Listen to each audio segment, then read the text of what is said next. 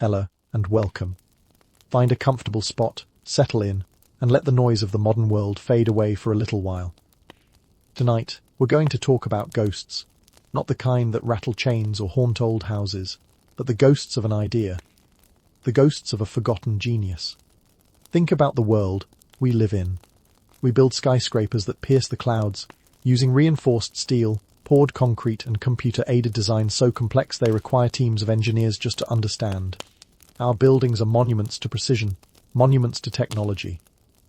And yet, many of them have a surprisingly short lifespan. They begin to show their age in a few decades, requiring constant, expensive maintenance. They are designed with an expiration date in mind. Now, picture a small, humble cottage on a windswept hill in the English countryside, or a stone church in a forgotten corner of France. These structures were built 1,000 years ago. They were built without steel, without concrete, and certainly without blueprints rendered on a supercomputer. Their builders were often local craftsmen, sometimes even the families themselves, working with what they could find around them. And yet, these buildings are still standing. They have weathered centuries of storms, stood firm through the shifting of the earth, and watched generations be born and pass away. This wasn't an accident. It wasn't luck. It was the result of a deep, almost intuitive understanding of nature, materials, and physics. The builders of the medieval period possessed a collection of techniques so effective, so clever, that they can seem like magic to our modern eyes. Some of what they did is so counterintuitive it defies what we think we know about engineering. So, let's pull back the curtain on these forgotten masters and explore the quiet genius of how they built a world that lasts. We'll begin with something that seems impossibly simple. A technique for building walls that have laughed in the face of time for a millennium. They are called dry stone walls, and the name tells you almost everything you need to know. These are walls built from stones, with absolutely no mortar, no cement, no glue, no adhesive of any kind holding them together. It is nothing but stone resting carefully upon stone. Imagine playing a game of Jenga, but on a massive scale, where the pieces are jagged and weigh hundreds of pounds, and the consequence of failure isn't a clatter on the living room floor, but your livestock wandering off into the next county. These walls crisscross the landscapes of places like Ireland, Scotland, and the Cotswolds in England, and many have been standing for over 1,000 years. While our modern, mortar-bound brick walls may crack and bow under the pressure of a single harsh winter, these ancient stacks of rock remain unmoved. The secret to their incredible longevity isn't in what the builders added, it's in what they so brilliantly left out. An medieval dry stone waller was more than a labourer. They were a geologist, a physicist, and an artist all in one. They learned to read the stones like a scholar reads a book. They could look at a pile of rough, quarried rock and see the hidden relationships within it. They understood the language of grain, fracture, and weight. Each stone was meticulously selected and placed so that its own mass, its own gravity, locked it into place. The weight of one stone pressing down on the ones below it created a system of interlocking friction, a natural bond far more resilient and adaptable than any artificial cement. But the true genius lies in the gaps. To a modern eye, the small spaces between the stones might look like a flaw, an imperfection. In reality, they are a critical design feature. These gaps are the wall's lungs and its skeleton.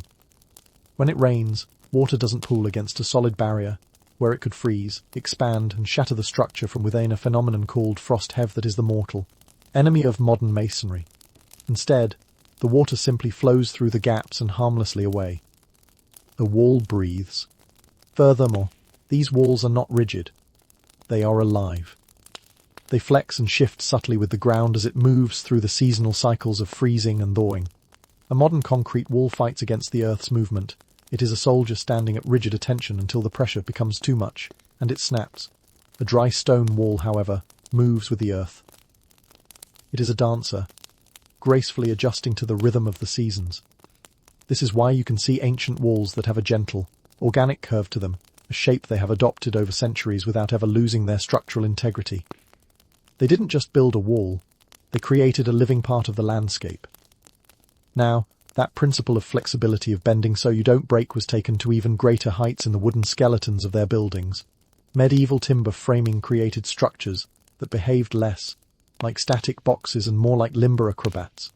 Instead of nailing everything together into a stiff, unyielding frame, they used an ingenious system of joinery, most famously the mortise and tenon joint. Think of it as the most sophisticated and durable puzzle you've ever seen. A mortise is a hole or slot cut into a piece of timber. A tenon is a corresponding tongue carved on the end of another piece of timber, designed to fit perfectly into the mortise. Once the two pieces were joined, they were locked in place not with a metal nail that would rust and fail, but with a wooden peg or dowel driven through a strategically drilled hole. The entire building was a complex assembly of interlocking wooden pieces. It's as if the house itself was designed to practice yoga, constantly able to adjust and resettle, while a modern house just stands there, tense and stubborn, waiting for the stress fracture that will inevitably come. The master carpenters who built these frames were masters of their material. They understood wood on a profound level. They knew that using green or freshly cut wood was a recipe for disaster, as it would shrink, twist, and warp as it dried, pulling the joints apart. So, they practiced the art of seasoning. Timber would be cut and then left to air dry for years, sometimes even a decade, before a single cut was made. They were letting the wood settle into its final, stable form. Only then would they cut the precise joints. And here is another layer of genius. They would often cut the joints in such a way that they would actually become tighter over time. As the last remnants of moisture left the seasoned wood, and as the wooden pegs themselves swelled slightly with ambient humidity, the connections would lock themselves together with ever-increasing strength. The entire frame of a house or a barn was often assembled first on the ground, like a colossal, three-dimensional jigsaw puzzle spread across a field. This allowed the carpenters to ensure every single joint was perfect. Then, for the raising, the whole community would come together. This wasn't just a construction phase, it was a major social event, a barn raising. Dozens of people would use ropes and poles to heave the massive, pre-assembled timber sections into place. These were moments of intense collaboration, celebration, and shared purpose, weaving the building into the social fabric of the community before it was even finished. These incredibly resilient frames could withstand forces that would shatter a rigid stone building to dust. There are timber-framed buildings in earthquake-prone regions that have survived centuries of tremors precisely because their pegged joints allow the structure to absorb and dissipate the energy of the shockwave, swaying and moving instead of cracking and collapsing. It was, in essence, the world's first and most successful flat-pack furniture, with the added benefit that you could actually disassemble the entire frame, move it to a new location, and reassemble it. But a strong skeleton is useless without a good skin to protect it from the elements. While the wealthy might have used slate or clay tiles, the vast majority of medieval roofs were thatched. This involved using whatever long, stalky and water-resistant plants grew in abundance nearby, most commonly straw from wheat or water reed or even heather. From a distance, it might look like someone just piled a heap of dried grass on top of their house. But that simple appearance hides a marvel of engineering, a craft that took years of apprenticeship to master. The first secret was thickness. A proper thatched roof wasn't a thin veneer. It was often 2 feet thick, sometimes even more. That is a massive amount of insulating material. Think of it as a giant, cozy sweater for the house. All of that densely packed plant fiber trapped millions of tiny pockets of air, creating a natural thermal barrier that would make a polar bear envious. This incredible insulation kept homes cool in the scorching heat of summer and, more importantly, warm through the biting cold of winter, all without a single watt of electricity for heating or cooling. The second secret was geometry. The roof was always built at a very steep angle, usually between 45 and 60 degrees. This wasn't an aesthetic choice, it was critical water management science. When rain fell, it would hit the thick, slick surface of the thatch and, because of the steep pitch, run off it almost immediately. The water was forced to travel down the length of the reeds or straws, never having a chance to pool, seep sideways or find a way through to the interior, even in the most torrential downpours. Thatchers worked with meticulous precision, starting from the bottom edge of the roof and working their way up.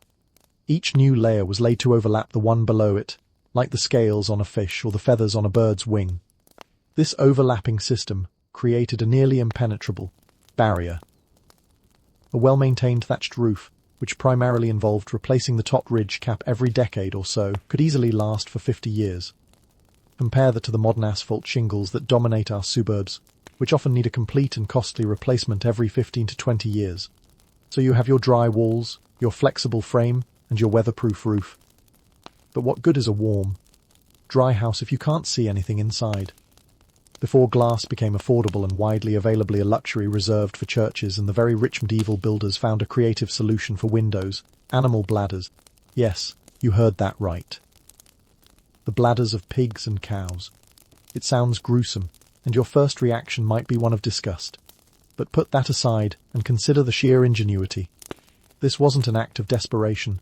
It was a feat of practical engineering using a readily available, biodegradable material that worked surprisingly well. The process was straightforward. A fresh bladder would be thoroughly cleaned and washed. Then, it would be stretched out, often over a wooden frame, and left to dry. As it dried, the thin membrane would become taut and translucent. These bladder panes, known as fenestrals, would let a soft, diffused light into the home while keeping the wind, rain, and snow outside. To make them more durable and weather-resistant, they were often treated with oil or wax, which made them more flexible and less prone to tearing.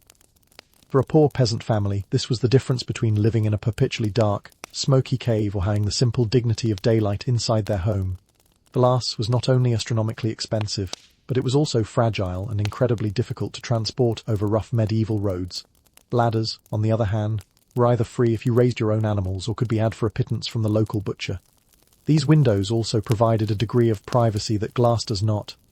You could see shapes and shadows through them, but no fine details, making them a perfect screen from the outside world. Installation was simple. They were fitted into wooden window frames and held in place with thin strips of wood, or even just tightly wound rope. It was a perfect solution born from the medieval mindset of using every single part of an animal and finding value in materials we would discard without a second thought. While bladder windows solved the problem of light, the walls themselves needed a different kind of genius, one that combined the timber frame with an earthen skin. This was the famous wattle and daub construction. At its core, it's a method for creating walls from what is essentially sticks and mud, but the engineering behind it was far more sophisticated than that sounds. First came the wattle. This was the framework. A series of vertical wooden stakes or staves were driven into the ground, slotted into the main timber frame of the building. Then, thinner, flexible wood strips, often hazel or willow saplings, are woven between these stakes, going over and under, just like weaving a basket. This process created a strong, slightly flexible, and lightweight lattice. You were essentially building a wall-sized basket, except instead of using it to carry fruit, you were using it to carry the weight of your roof and keep out the winter winds. Next came the daub. This wasn't just random mud slapped onto the wattle. It was a carefully prepared composite material, a recipe passed down through generations. The builders would mix together clay for its binding properties, sand for temper, straw or animal hair to act as a reinforcing fibre, and famously, animal dung. The dung, far from being just a crude addition, was a key ingredient. It contained fine, partially digested grass fibres that added great tensile strength to the mixture, and its natural enzymes helped create a more effective binder. And yes, once the daub dried completely, the smell went away. The proportions of this item are absolutely critical. Too much clay, and the daub would shrink and crack severely as it dried. Too little clay, and it wouldn't have enough adhesive strength, crumbling away with the first hard rain. The daub was applied in several layers. First, a rough coat was pressed hard into the wattle weave from both sides, ensuring it squeezed through the gaps and formed a solid key. Then, smoother finish coats were applied to create the final wall surface.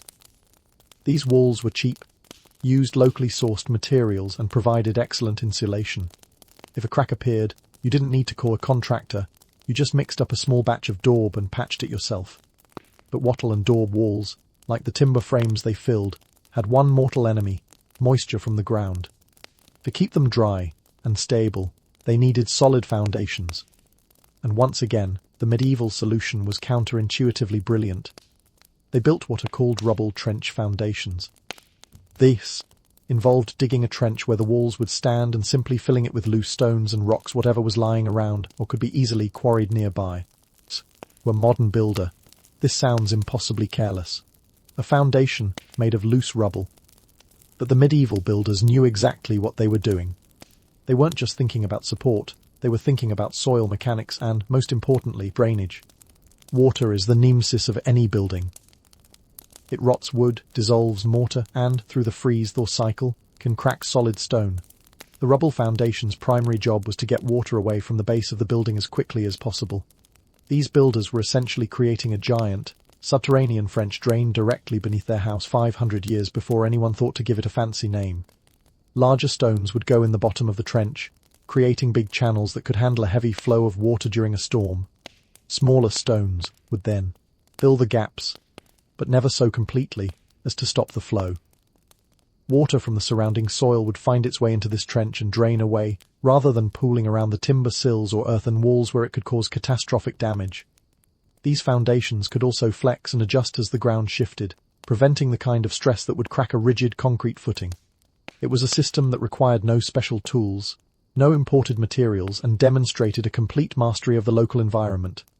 Some medieval builders took this partnership with the earth to its logical extreme.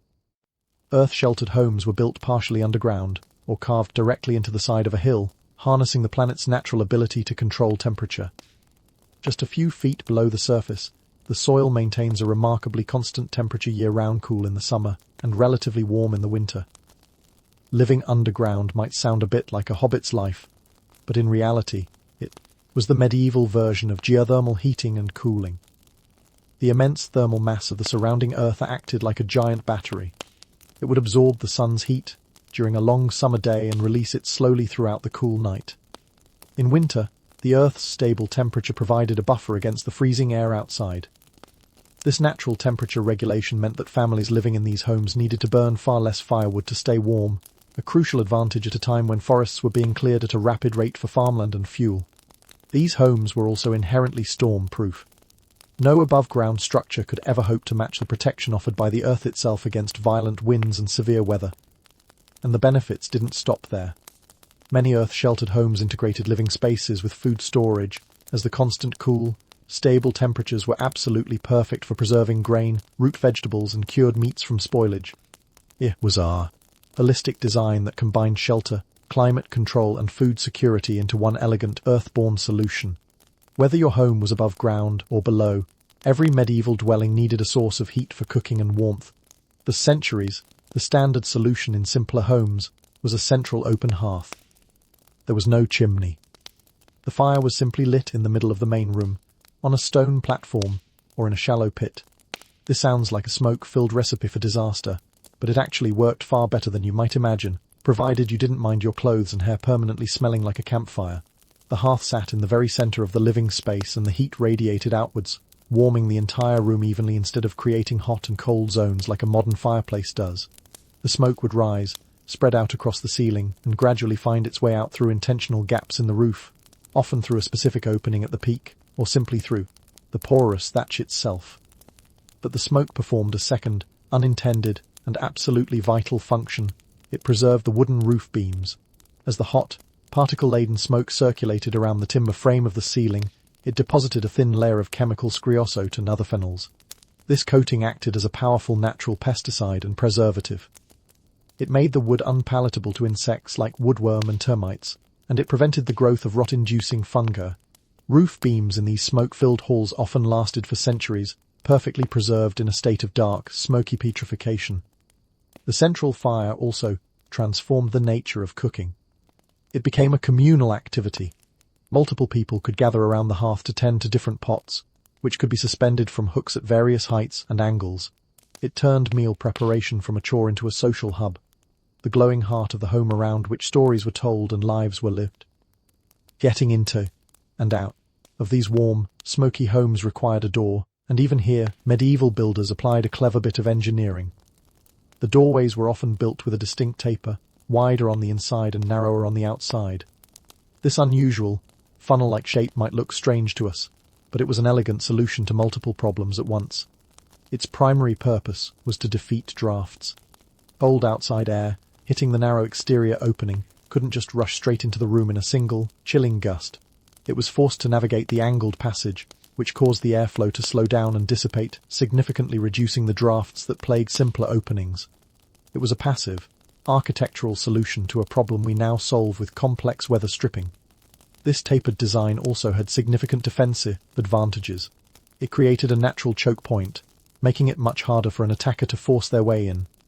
It was also structurally stronger than a simple straight-sided opening, as It distributed the load of the wall above more effectively into the surrounding structure. Building these splayed doorways required immense skill, whether in stone cutting or timber framing, as the angles had to be calculated precisely for the door to fit snugly and the passage to feel proportional. In grander stone buildings, these deep doorways often included stone seats built right into the thick walls, creating a small, sheltered space to sit. Once you passed through that clever doorway, you would find yourself walking on a floor that was just as ingeniously designed. In many common homes, the floors were not made of wood or stone, but of packed earth. But this wasn't just plain dirt. It was an engineered flooring surface created by compacting layers of carefully selected materials, soil, clay, lime, and sometimes ashes into a hard, smooth, and durable surface that could last for decades with proper care. The act of making one sounds like the world's most productive temper tantrum, days of stomping and pounding to achieve the right level of compaction. To make these floors even more durable and water-resistant, they were often sealed. One of the most effective, if visceral, sealants was animal blood. The albumin proteins in the blood, when spread in a thin layer, would dry and harden into a surprisingly tough, natural waterproof coating. A more common and less bloody alternative was linseed oil, which would soak into the compacted earth and polymerize, hardening to create a cleanable, dust-free surface. Maintenance was incredibly simple and cheap. If an area became worn down from heavy foot traffic, you didn't need to rip up the whole floor. You simply dug up the worn section, added new material, recompacted it, and resealed it.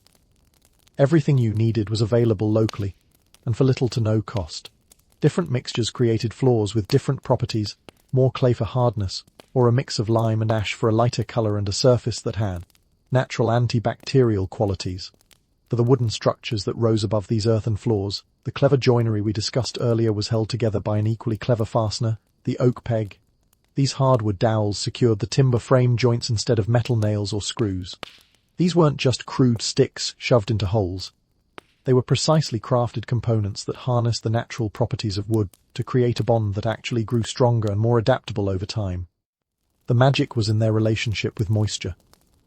When exposed to rain and humidity, the oak pegs would absorb moisture from the air, causing them to swell slightly. This swelling made them grip the surrounding wood of the main frame even more tightly, locking the joint with incredible force. Then, during dry periods, the pegs would shrink just a tiny amount, allowing the massive timbers of the frame to settle and adjust without creating the kind of stress cracks that would plague a more rigid connection. This constant, subtle breathing of the wood made the entire structure resilient. The pegs themselves were crafted from the best material. They were cut from seasoned oak, one of the densest and strongest hardwoods, and were often riven split along the grain rather than sawn, which made them far stronger. They were shaped to be slightly larger than the holes they were driven into, creating an incredibly tight friction fit from the very beginning. And of course, they were completely non-corrosive. Iron nails, the alternative, were not only expensive but would rust over time. As an iron nail rusts, it expands, eventually splitting the very wood it was meant to hold together. Oak pegs, on the other hand, could last as long as the timbers they connected, never weakening the joints. These sturdy, pegged structures still needed to be protected from their greatest enemy, rainwater running down the walls. To combat this, medieval builders carved drainage channels directly into the very fabric of the building, whether in stone blocks or large timber beams. Water management wasn't an afterthought. It was integrated into the architectural DNA of the structure from day one. They essentially turned building construction into a form of large-scale plumbing, using hammers and chisels instead of pipe wrenches.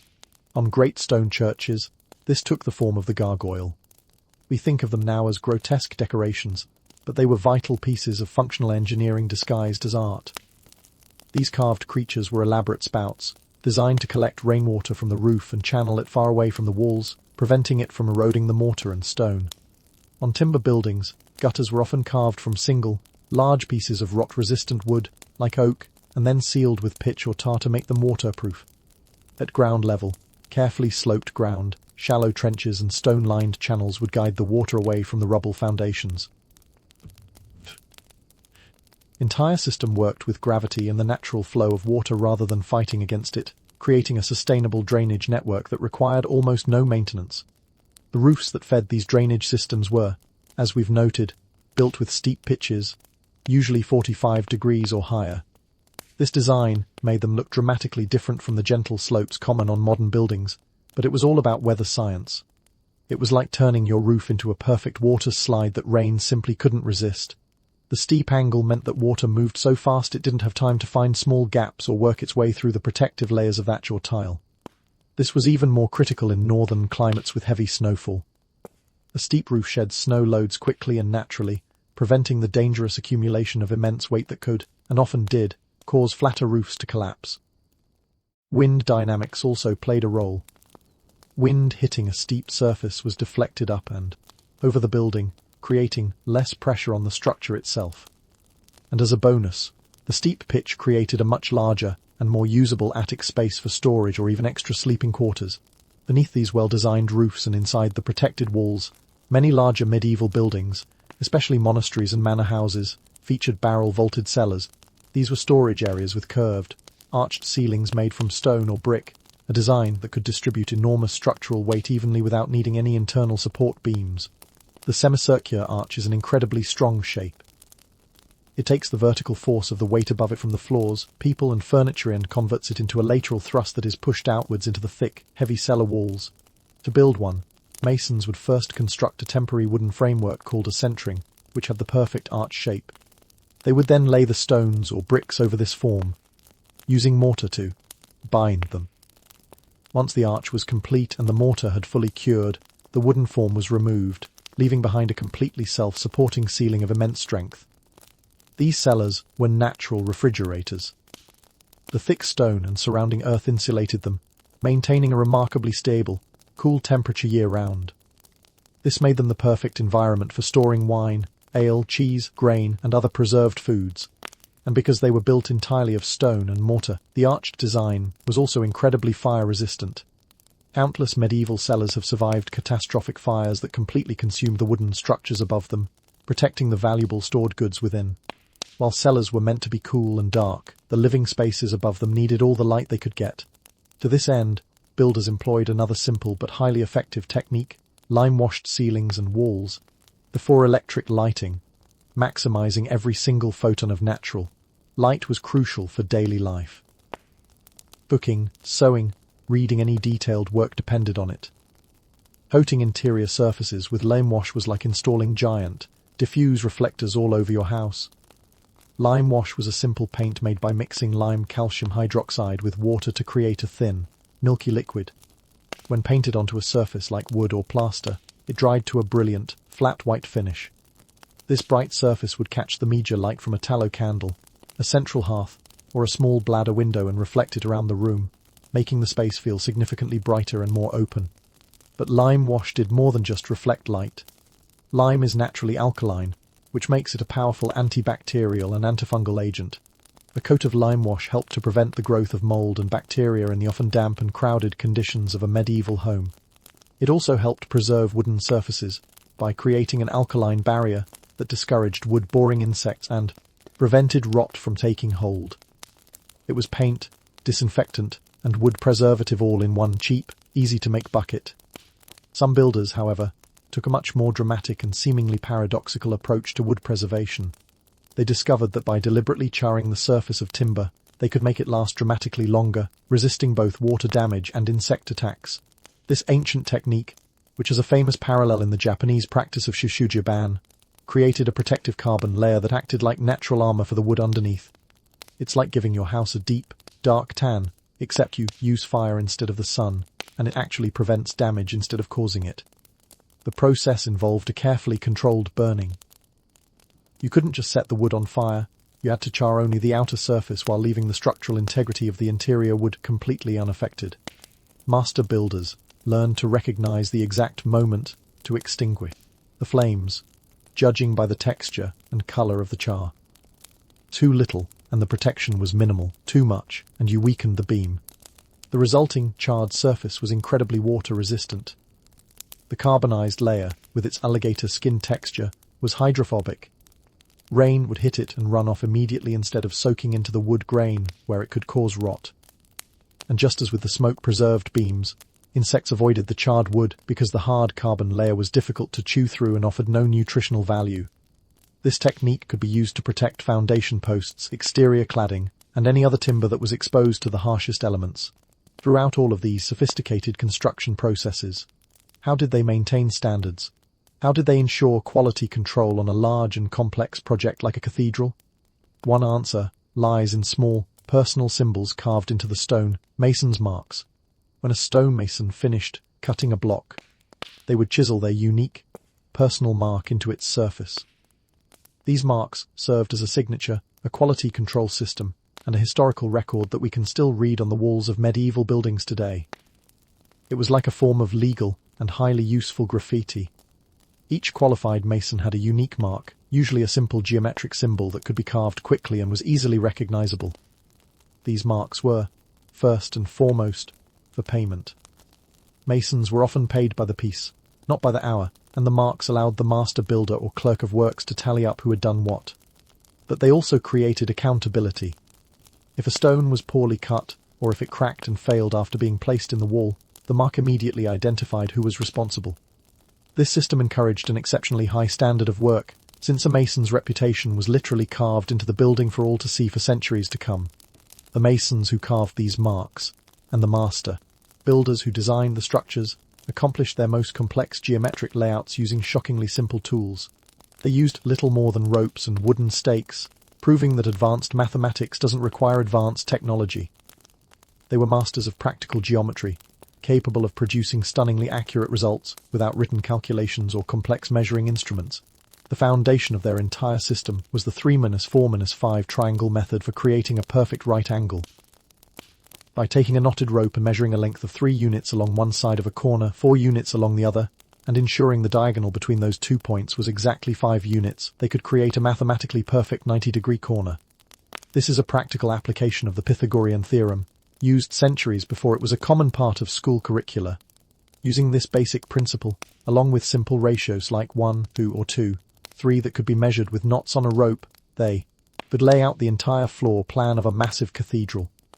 Circles and arches were drawn using a rope as a giant compass, and end fixed at the center point, the other tracing a perfect circumference.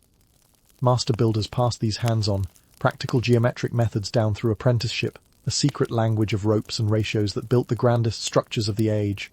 The precision they achieved had another remarkable effect, especially in their churches. Medieval church builders understood how sound behaved in large, cavernous stone spaces, and they designed their buildings to enhance and amplify speech and music, all without a shred of modern acoustic engineering knowledge. They learned through centuries of trial, error, and careful observation. They essentially turned every cathedral into a massive, passive sound system, using nothing but rock and geometry. The hard, non-porous surfaces of the stone reflected sound rather than absorbing it. The high, curved ceilings and stone arches naturally captured, focused, and directed sound waves toward the congregation below, allowing a priest's unamplified voice to carry much farther than it would in a space with soft materials. Pulpits were often positioned at specific architectural focal points where the building's shape would naturally amplify the speaker's voice. They found these sweet spots through experimentation, having people speak from different locations, while others listened throughout the nave. In some acoustically perfect cathedrals, it was said that a whisper spoken at the altar could be clearly heard at the back wall, a feat of architectural acoustics that still inspires awe. To protect these sophisticated buildings from the elements, they often employed one final, simple defense: large roof overhangs. On buildings with tile or slate roofs, the eaves would often extend well beyond the building's walls, creating a protective shield that kept rainwater far away from the foundations and the walls themselves. This wasn't just a matter of adding a few extra rows of tiles. It was a calculated defense based on a deep understanding of how water behaves. It was like giving your house a very wide-brimmed hat, one that actually keeps the rain off instead of just being a fashion statement. These overhangs directed the torrent of rainwater coming off the roof to land a few feet away from the foundation, where it could do the most damage. Without them, water would fall directly against the walls, soaking into the materials, freezing in winter and gradually weakening the entire structure. These extended roofs also reduced erosion around the building's base and offered extra protection to vulnerable windows and doorways.